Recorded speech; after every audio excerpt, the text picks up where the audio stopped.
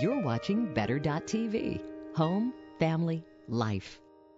Over 2 million people get married every year, generating more than $97 billion for the wedding industry. And we're about to expose some of the secrets they don't want you to know. Get you to shell out all your big bucks. Well, Sharon Naylor is a bridal connoisseur who's got some great tips to save you hundreds, even thousands on your wedding. Welcome, Sharon. Oh, thank you for having me. Got to tell our audience, grab a pen and paper because we're going to go through a bunch of stuff here. Absolutely. Weddings are expensive, about $30,000 for each one. Right? And that's the national average. It can be much higher in different areas. One of the tips you mentioned is getting married in off-peak months. What are those months? Right. January, February, March, and November. Some people say November is still in peak, but when you stay in the winter months in the east, it really is like 40 to 60% less. That much cheaper. Yes. Okay. Absolutely. Now, when you're talking about the reception, I know that your book mentions that 60% of the budget is really related to the reception, right? Because the food and the entertainment is most important. 40% you can save by serving combination platters. Yeah.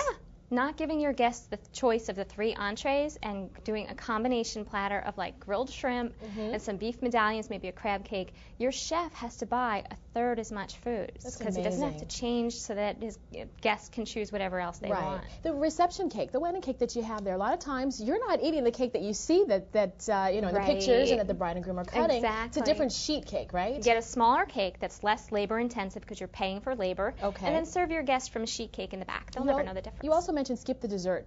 Yeah, the big giant collection of desserts, you don't need that. Chocolate-covered strawberries and the cake are often included in many packages, so you're really not paying anything for And your guests are usually stuffed anyway. So they don't want it. The dessert they pass off. Okay, flowers. You say choose in-season flowers because that's cheaper. They don't have to be imported. Much cheaper. Don't have to be imported. And you're also looking at a green option. They don't have to be flown or shipped or anything like that. The labor is expensive also in making the flowers, Labor is expensive. Right? You want to make sure that you choose the right kind of bouquets and centerpieces that take less time to create and that cost less. Got it. A big thing here, photography and videography. Yeah. A lot of people want that, but you're saying if you choose a smaller time package, like 3 hours versus 5 hours, you're better off. You're going to save thousands of dollars if you get your photographer and videographer for 3 hours and cut your cake earlier in the reception. That way you can let them go, and you're not paying for 2 hours of them wandering around just taking standing around taking random pictures that you're going to end up paying for later on. Exactly. Of cousin who that you don't even know at the wedding. All right. Transportation. You mentioned that if you have your reception and the wedding and the reception in one place, you don't have to pay for transportation. You don't need it at all. You don't need it at all. Some limousine companies are offering packages where you can have a